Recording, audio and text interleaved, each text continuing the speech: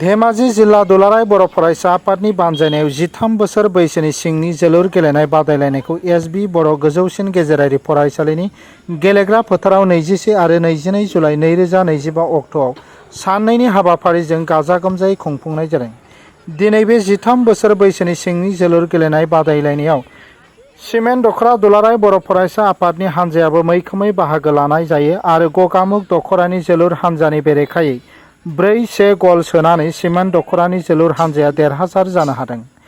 दिनैनि जोलुर बादायलायनायाव सिमेन्ट दख'रा एबसुनि हान्जाया देरहासार जानानै जोबथा गेलेनाय एबा फाइनाल मेचसिम सौहैनो हाबाय। फाइनाल एबा जोबथा गेलेनायखौ 23 जुलाइ 2025 थामहिनबा गाबोन एसबि बर' जौसिन गेजेरारि फरायसालिनि गेलेग्रा फोथाराव बेलासिनि 3 रिंगायाव खुंफुंनाय जागोन। धेमाजि जिल्ला दुलाराय बर' फरायसा आफादनि बानजायनायाव मिरु दुलाराय बर' फरायसा आफादनि बिथोन बायदि 13 बोसोरनि सिंनि जा मोनसे फुटबल बादायलायनाय हाबाफारि बर' फरायसालिनि थि मावथांखिनि गेजेरजों बेखौ दिनै धेमाजि जिल्लाया जागायबाय। दा बे हिसाबै मोनथाम जनाव रानदों, ए जन, बि जन आरो सि जन हिसाबै। 6टा आनसलिकनि सिङाव जोङो ए जनाव जनाय आरो गेजेर जनाय, बि जनाव सिमोन सापरि आरो सिलाफोथार आनसलिक आरो सि जनाव गगामुग आनसलिक आरो धेमाजि आनसलिक हिसाबै गेलेहोनाय जादों। आसा खालामदों दिनैनि बे गेलेनायनि गेजेरजों जोंनि उन्दै उन्दै फरायसुला फंबायमोना जाहाथे मोजाङै गेलेगोन आरो गावनि गेलेनायखौ फरायनायजों लोगोसे लांफागोन आरो उन समाव साफा साफा सुबुं हिसाबै जोंनि गेजेरनिफ्राय ओंखारनो हागोन बेखौ मिजिंथिदों।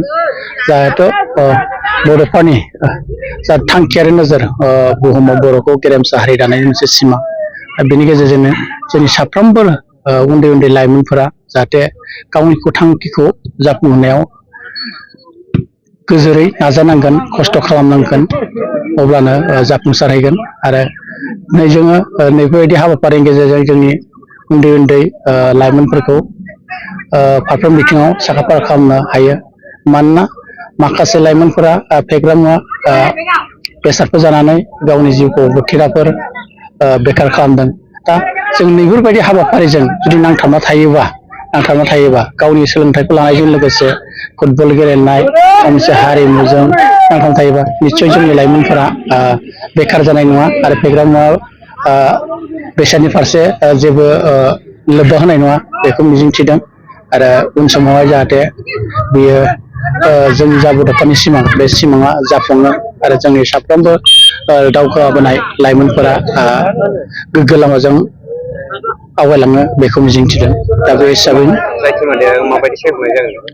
दा जाय टिमा देरहागोन बेनिफ्राय जोङो जिल्ला लेभेलाव गेलेहैनो थाखाय मिरुनि जा मोनसे बादायलायनाय हाबाफारि जागोन बेयाव बाहागो लाहैगोन। मानोना धेमाजि जिल्ला हिसाबै सिगांबो सेमि फाइनालसिम आवगायनो हादोंमोन। निस्सय एबाराव जोङो फाइनाल लेभेलावबो बाहागो लानो हागोन धेमाजि जिल्लानिफ्राय, बेखौ नुहुरदों जोंनि गेलेगिरि बिथांमोननिफ्राय।